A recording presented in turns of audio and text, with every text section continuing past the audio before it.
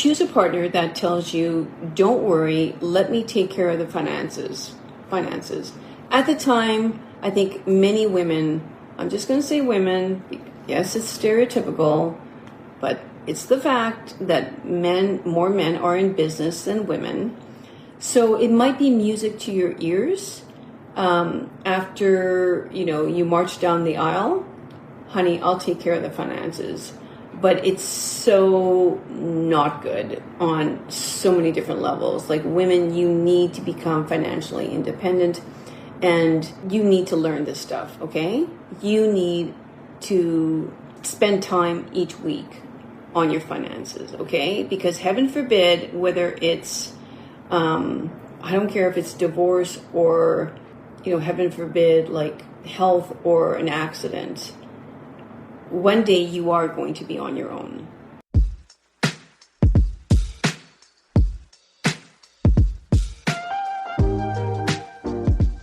Welcome to my podcast, I Think I Can. My intention for the podcast is for individuals to begin a transformational journey towards self-awareness and self-actualization. And I do this by telling my own story, as well as all the stories from my past clients. And I do this so that you too can feel safe knowing that change is available to you, but also so you can take more responsibility for your life in 3 specific ways: in your health, your self, and your wealth. Now sit back and enjoy the show.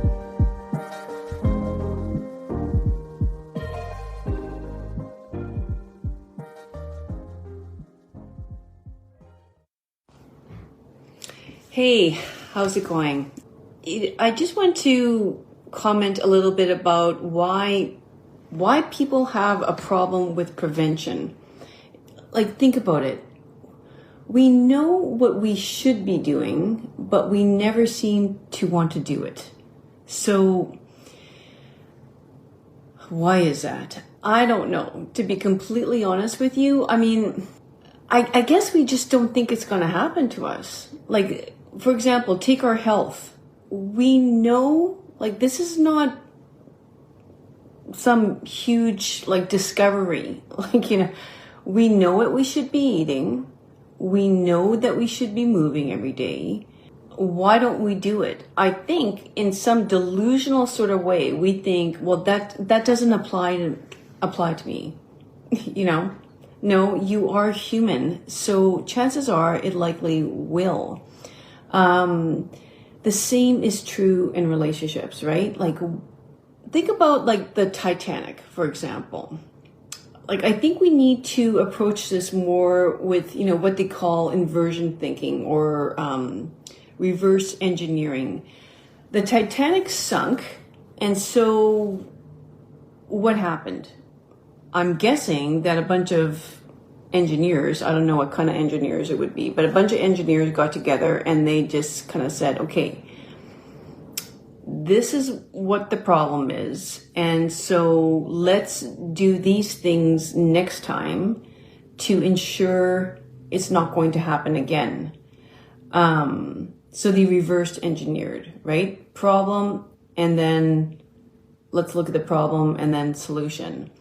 So I don't know. I just thought since nobody wants to do preventative relationship saving, I'm going to put together, I'm actually in the process of putting together an ebook, and I'll make it free on my website that, you can access. And you're just going to have to give me a few days to do it. But I did scribble down a bunch of things that I want to put in this ebook.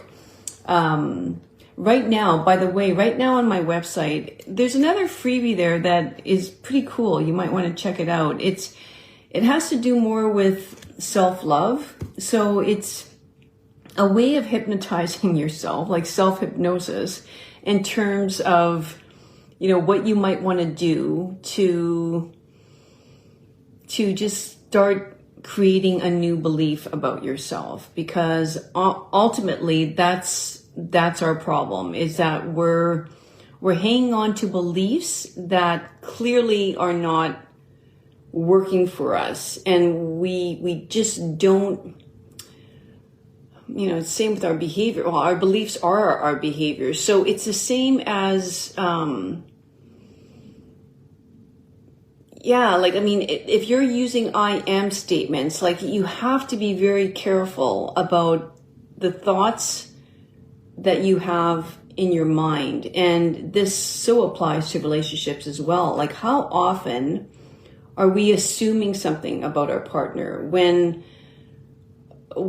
that might not be the case? It's just sort of like, well, you might say, well, I've learned from past experiences, this is what he or she tends to do all the time. And therefore, you start coming across as a person like, I know you better than you know yourself. I've seen you behave in this situation. But you know what? Like, try to approach each day with a new lens that, today may be a day that my partner is going to do things differently. And the whole, like, be curious about your partner is so important. Like, it could be that they behave that certain way because of a certain, situation that was going on for them that day. So, that's the way they behaved on that day. It doesn't necessarily mean they're going to be the same way on this day. And, the Gottmans, have this podcast. It's called Small Things Often. It might be something worth you listening to, because I think it's just like 3 or 4 minutes of small little things that they're suggesting that you can do for prevention of, a divorce or separation or the ending of a relationship, whatever that might look like.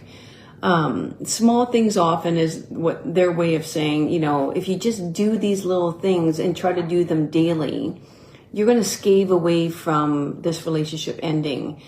And one of those things is, being curious about your partner. Or another little thing might be getting into the practice of saying sorry. Now, if you're somebody that has difficulty saying sorry for your action or whatever it is that you did, you got to realize you're stuck on being right. It's like, I laugh because, I had to do this yesterday myself. It's sort of like, inside my head, I'm kind of going, I know I should say sorry. I know the way I came across yesterday wasn't right. And I was sort of playing, the whole situation in my head and saying, I'm just going to say sorry right now. And I kept on wanting to add but after my sorry, but you got to realize that but you got to realize the way you come, but you got to, it's like, just say sorry. Just say sorry, because as soon as you add a but after the sorry, you are defending yourself. And defensiveness is, how wars begin, right? Think about it. The opposition is going to defend themselves. That is war. You just declared war on your relationship every single time you say but. So if you take nothing else from this, experience with me today, just start saying sorry. I'm so sorry. Or just say thank you more. Thank you, thank you, thank you.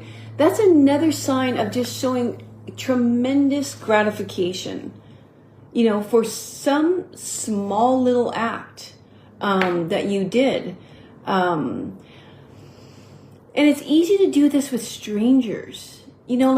For example, I just realized as a Canadian, we say sorry a lot. We do. We bump into like a tree and we'll apologize for doing that to the tree. It's bizarre. But start doing it, do it to your spouse. Oh, no. That's not a time where we say sorry, or saying thank you to your spouse. I mean, it's so easy to say it to a colleague. Oh, thanks for sending that email. Thank you for, meanwhile, it's part of their job. Like, thank you. But to our partner or anybody that we truly care about, for some reason, that just goes out the door. It's just like, well, you're my partner. I expect that you would do this. Like, what does that even mean? You're my partner. Like, so, like, did we sign, some contract up to say that, when I marry you, you clean the eaves troughs out every fall and fall.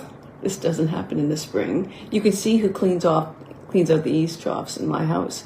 You switch the winter tires on, like, in the fall. Like, I'm just thinking about all these things that I see my husband doing right now. Do I say, oh, thank you. I mean, I don't. Like, this is not good, and I need to do that more. So anyway, I think this is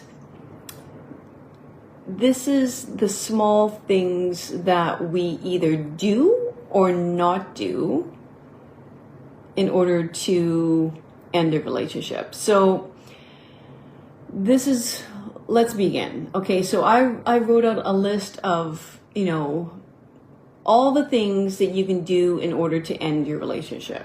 So if you actually maybe you don't like this person. So this is great. This is what you're going to do to ensure that this relationship is going to end. Okay? So yeah, maybe you're dating somebody right now even, and you're just like, oh my God, like I don't know how to end this relationship. Okay, follow this and you can thank me later. Okay, number 1. Well, I said that one already. Number 1 is saying, yes, but. It's like, yeah, I did this, but, just keep on adding a but to everything that your spouse is pointing out about you. And then, keep doing the same thing that you've been doing over and over. That's a great way to cause a whole lot of defensiveness in your relationship and never get past this perpetual problem that that's happening for you. Number 2, don't ever compromise or negotiate on anything, or start negotiating and never end the conversation. Never come to an amicable solution where you both feel equally satisfied. Okay? Don't ever do that. Never apologize. Never ever apologize. And make sure you keep on doing the same thing that you're always doing and expecting that your relationship's going to change. Okay. Multitask while your partner's talking to you.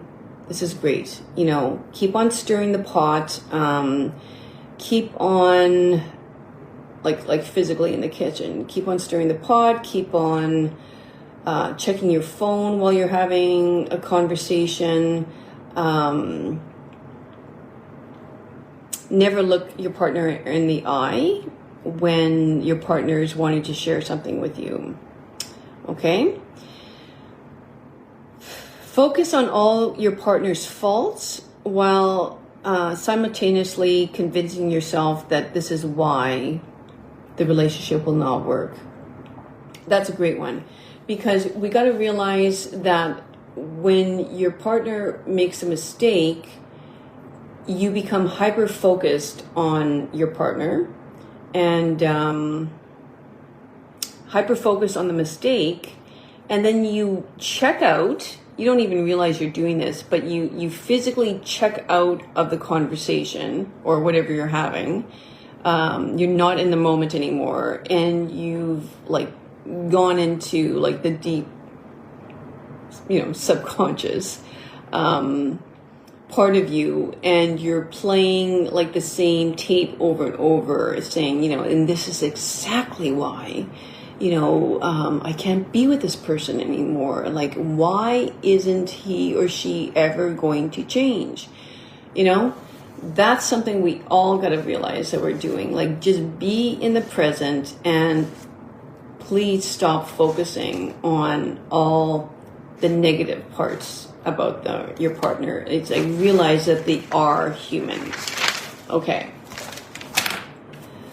For women, this is a good one. When picking a partner, convince yourself that all that your husband will not expect. Oh yeah. Okay. Sorry. All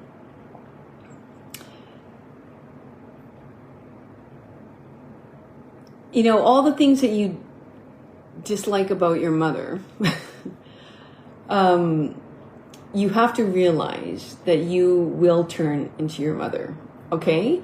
Just like there's a really good chance that your husband will turn into, or not turn into, but carry the same, characteristics or patterned ways of thinking that his father does. I mean, there's no way in heck that you are going to be, thrown out of the nest without having been conditioned by some of these same behaviors that your parents have, right?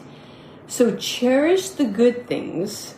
Like, to me, it's so easy right now for me to look at my husband and see exactly the way he's emulating his mother and exactly the way he's emulating his father. Like, it's clear as a bell. But at the beginning of the relationship, we think, oh yeah, no, I mean, it's we just do a complete flip. We focus on all the great things about my partner, and like, we don't really see how it's connected to their parents quite yet. But then all of a sudden, like midway through the relationship, or let's be honest, the honeymoon phase ends after about anywhere from a year to a year and a half tops, and then it's like reality sets in. So you have to start focusing on continue to focus on all the good and less of the bad, okay? The next one, minimalize the importance of drawing up a terms and conditions document on how to load the dishwasher. Yeah. Draw this up before you enter in a relationship, okay? Like, this is how we load the dishwasher, and make sure you both sign on it. Whose job is it to replace the toilet paper roll when it runs out?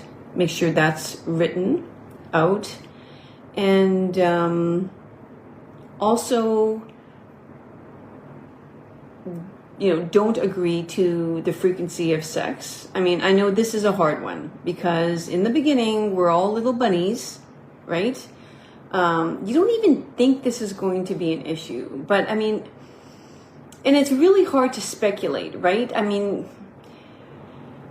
it can change for so many reasons. Like, a woman's, sex drive can change for various reasons, and so can a man's. So, but you can say like what your hope would be, or even say that I can't commit to anything right now. So if you're marrying me based on just having this frequency of sex, like, don't marry me for this, because chances are things will change, and we need to talk about this, okay?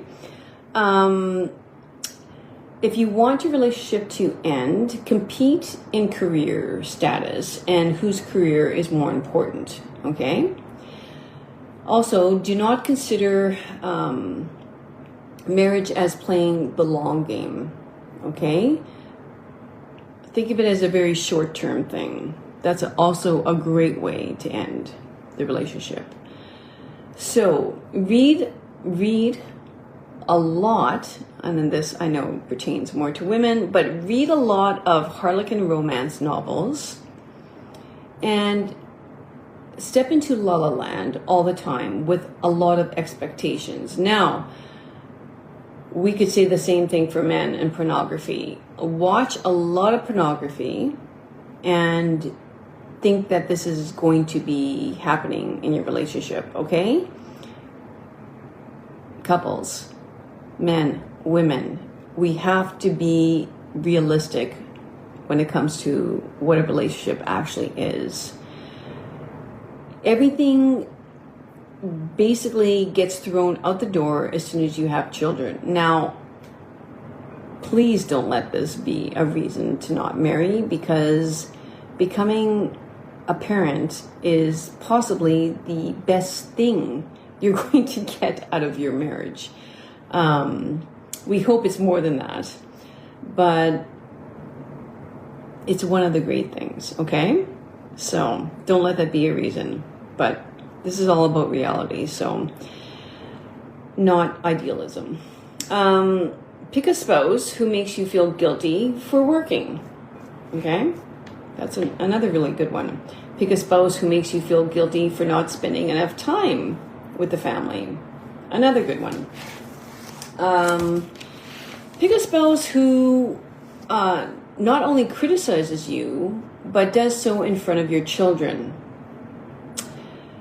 I could expand on every one of these so much, but let's just try to keep it shorter here, because I value your time. Pick a spouse who chooses spending more time with your children than you, okay? And this includes like co-sleeping in bed, right? Because this, I think it starts very innocently, you know, I'm just going to lay with them while they fall asleep.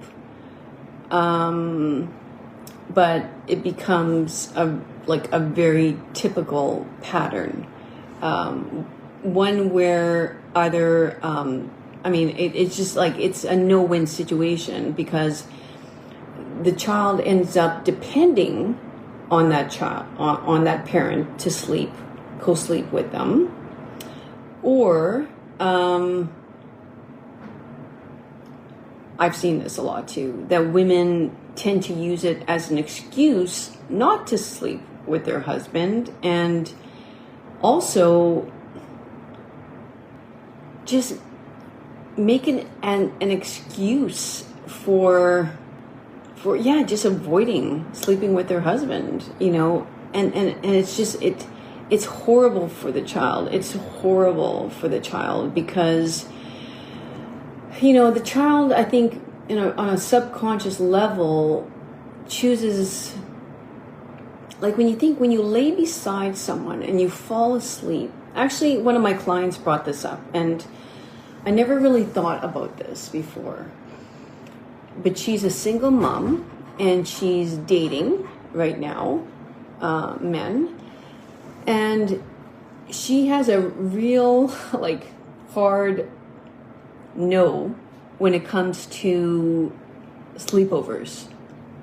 If she's dating someone and they're sexual, he is not sleeping over at her place. And probably this would change over time, but maybe it's going to be like a hard no for the rest of their relationship. And that is, there are no sleepovers, because I really, don't have a huge commitment with you right now. And therefore, to fall asleep beside another person in your home involves a hell of a lot of trust.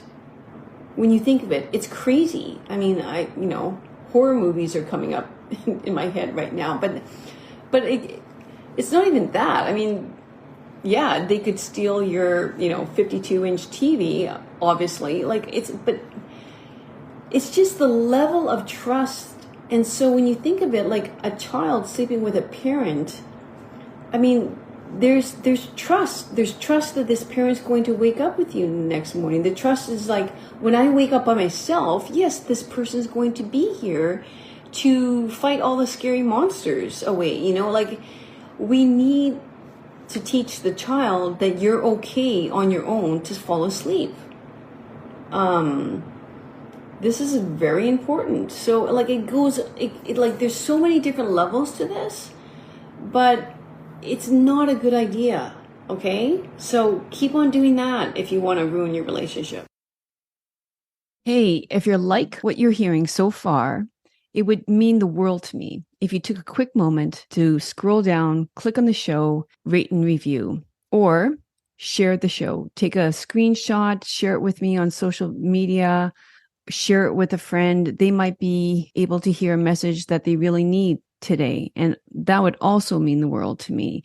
The funds to run this show come straight out of my pocket. There's no paid advertising. There's no sponsorship. There's no interruptions of any sort, except this one. So yeah, it would mean the world to me. So let me know if you're loving it. Yeah, pick a spouse who doesn't allow you to end your sentence, constantly interrupts you.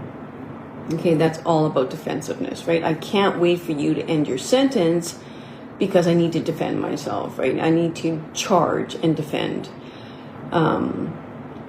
Pick a spouse who gives you an allowance each week if you choose to be a stay-at-home mom. I don't think I have to expand on that one. Do not have an agreed minimal amount of money to independently spend on anything. In other words,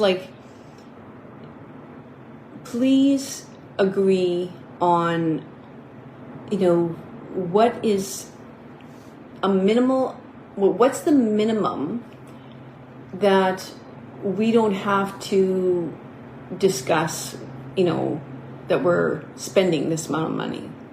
Sorry, that probably didn't come out very clear, but let's say your minimum spend, anything under $200, we don't have to discuss. I mean, it's, let's be realistic. A big grocery shop is going to be, but then you can have the caveat, if it's not groceries, or it doesn't, you guys decide. Because what I see is that we start to build lots of resentment for, looking over credit cards, and one partner tends to take over the spending in the family, right? And that person looks at the credit cards, and that's where did this $1,000, shopping, and we might not, we just push it underneath the rug. I'll talk to him about that later, or I'll talk to her about that later. But we don't realize the amount of resentment that builds up over time when we don't bring these things up. It's just, remember, it's the same thing as the thank yous and the sorries. We don't realize how this builds, but compounding, the other way, that's what the Gottmans always say too, how to add to the love bank account. Thank yous and sorries are a great way of your money compounding over time, okay, in the bank. Debiting from the bank account is, I'm telling you all the great ways of debiting from the bank account and becoming bankrupt, okay? Choose a partner that tells you, don't worry, let me take care of the finances. At the time, I think many women, I'm just going to say women, yes, it's stereotypical, but it's the fact that more men are in business than women. So it might be music to your ears After, you march down the aisle, honey, I'll take care of the finances. But it's so not good on so many different levels. Like, women, you need to become financially independent, and you need to learn this stuff, okay? You need to spend time each week on your finances, okay? Because heaven forbid, whether it's, I don't care if it's divorce or, heaven forbid, like health or an accident, one day you are going to be on your own, okay? So do it now, okay? And okay, I spoke about this before, but in a sense, when I was talking about sex, but choose a partner that refuses to masturbate and instead insists on intercourse only to satisfy your sexual needs. Okay, not going to expand on that one. Choose a partner that watches porn more time than they spend having sex with you. You have no idea how common this is. Choose a partner who starts to cry every time you have a difficult conversation. That's another one. And let's just say, probably not talking about a man here. Women, we need to have a little bit more emotional resilience, okay? Because what I'm fearing here, like emotion, there's nothing wrong with emotion, right? But bringing in too much emotion, unfortunately, derails from logic, okay? Emotion always overrides logic. And if we're going to have a solid conversation about a problem that we need to solve, we can't start crying over everything, okay? It's super important. We got to, it's great to bring emotion in after the problem's solved, but let's try to be more logical in the moment and just make it a little bit more black and white and sort of like, this is hurting me and this is why, rather than because you know what, like it's a little bit manipulative, and I know we can't stop being emotional as women. We're emotional. I get it. Like we are. But let's try to, just for the sake of the discussion, to keep the emotion at bay in order to connect, okay? You don't have to raise your voice and you don't have to cry in order to come to a solution. Anger is not necessary, nor is overly getting emotional, okay? Now, for any of you that, just popped in here midway, what I'm discussing, just as a reminder, is all the ways to, follow this if you want to end your relationship. Follow these points. Choose a partner who feels therapy is for losers. Okay? So if you're someone who's dating right now, that's a great first date question. What do you think about therapy? And they're like, oh my God, what's wrong with people? Why do they need to go to therapy? Okay. That's where you kindly ask, check, and step away. Choose a partner that walks away from every difficult conversation. Choose a partner, in other words, that's conflict avoidant. That's another great way to have your relationship eventually end or result in divorce. Choose a partner that feels it's impossible to have a good time, relax, or be with friends unless there's a mind alternating drug available, aka pot, alcohol. It's like, if you can't chill or relax without some sort of mind alternating alternating drug. Yeah, something that's going to play with your mind. Like, you don't need that, okay? You may want it, but you don't need it. And it's time to start living life without depending on some sort of drug in order to chill or have fun, okay? So choose a partner that starts off most difficult conversations with, you make me feel. Anybody who's starting off a conversation with you make you, that's just a criticism,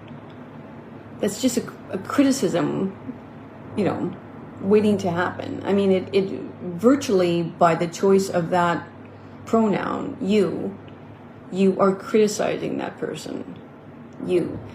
Only yourself are in control of your feelings. So someone can't make you feel. You have to realize feelings come from thought. Thought is what creates your reality. And when thinking makes you feel a certain way.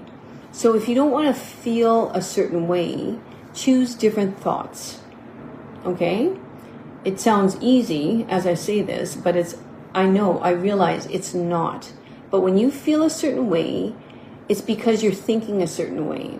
And you're thinking a certain way because you believe something, but it's about you changing your belief, the belief of, this is horrible. This is you can create your own reality by changing your thoughts. And it could be that you're in a really awful relationship. It could be that you're, let me be clear here. There are relationships that do need to end because some people really refuse to grow and learn and to, most importantly, take another person's perspective into account, into the situation, right? If a person can't have a difficult conversation, if a person can't, be okay with conflict, chances are this relationship is not going to change and it will end. Okay, so that's super important to realize. Okay, okay. The other thing is choose a partner that needs you to make them happy. So this partner is emotionally dependent on you. Like, they need you in order to be happy. And I mean, there's some beautiful things that we can say to our partner, right? Like, you're my everything. You're my diamond in the rough. I don't know what I would be without you. I mean, those are very endearing, beautiful comments. But if you're replacing that with I need you, that's a whole different story. Okay? We need to become, unfortunately, emotionally independent in many ways. And I say unfortunately because eventually your partner will not be always around. Okay? It will happen. So my point is, we need to find our happiness inside. And we've heard this before, and it's so true. So that when you come across a conflict, that you're not derailed for the remainder of that day or the next 3 days, and that you can find your happiness inside. And honestly, there's so many ways to become grateful in the moment and find happiness that way, this is not what we're doing here today, but just gratefulness is so easy to reach once you open up your eyes and look around. Okay, choose a partner that needs you to make them money. So in other words, choosing a partner that's going to make, you become financially dependent on them. do not always, always, always be financially independent. It's so important because we just never know what life is going to throw us. So choose a partner who is extremely easy on the eyes to look at and extremely hard on your eyes when it comes to communication. Okay? Communication is the number one thing.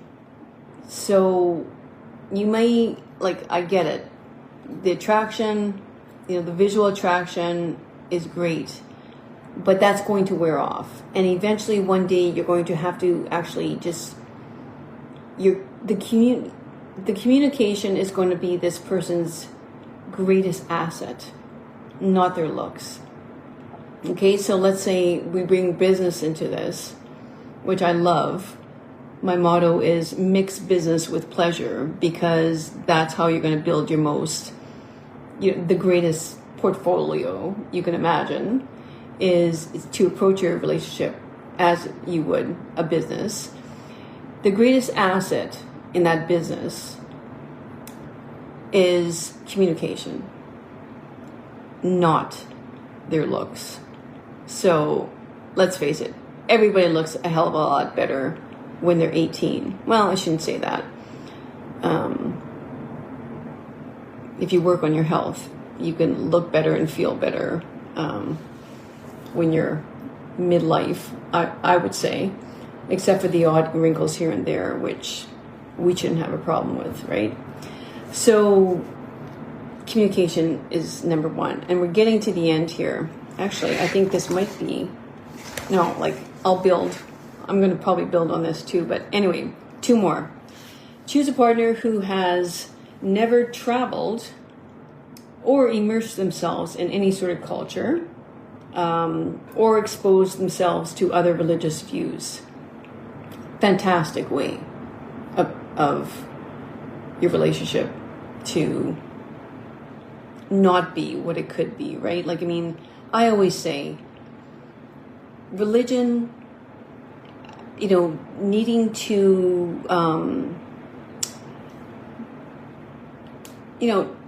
if your religion is the only religion and you're going to die on the sword with that thought, we know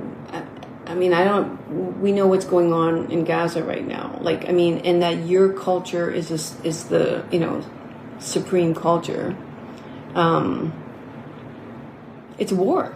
It's war. So, I'm not saying do not marry someone who hasn't ever left their home province or state or city, because, sometimes we meet people, they're super young and we can't afford to be traveling the world, in our mid-20s. I get it.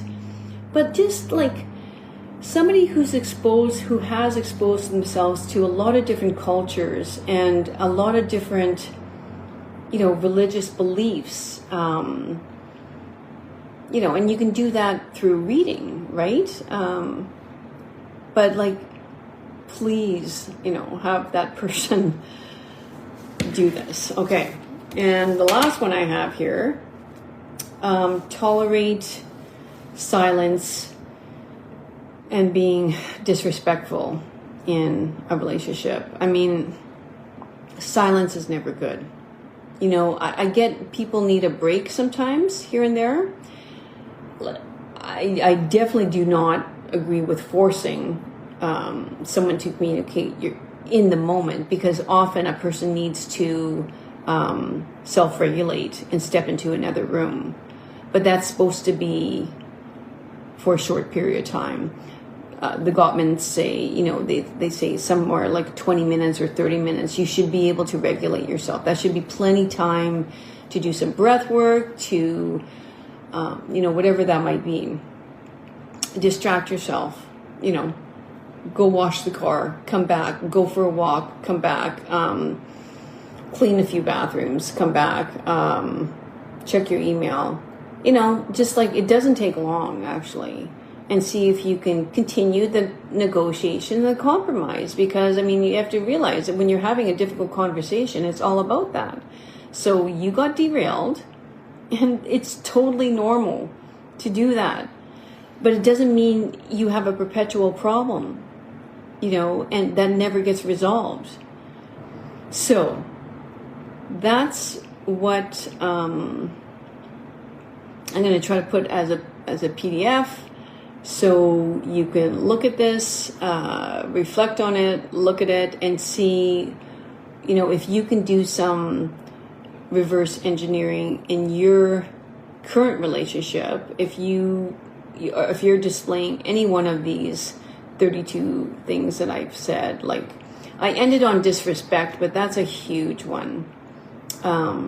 Continually being disrespectful to your partner, dismissing them, that's a fantastic way, absolutely brilliant way of making sure that you have complete disconnection from your partner. Okay? So thanks for hanging on, and I appreciate you so much, and I hope you have a great day. Bye. Thanks once again for joining me on another great episode of I Think I Can podcast. If you liked it, please subscribe below so you don't miss out on any future episodes. And until next week, treat each day like it was your last, because each new day is a privilege that we shan't take for granted. Cheers and have a great week. Bye-bye.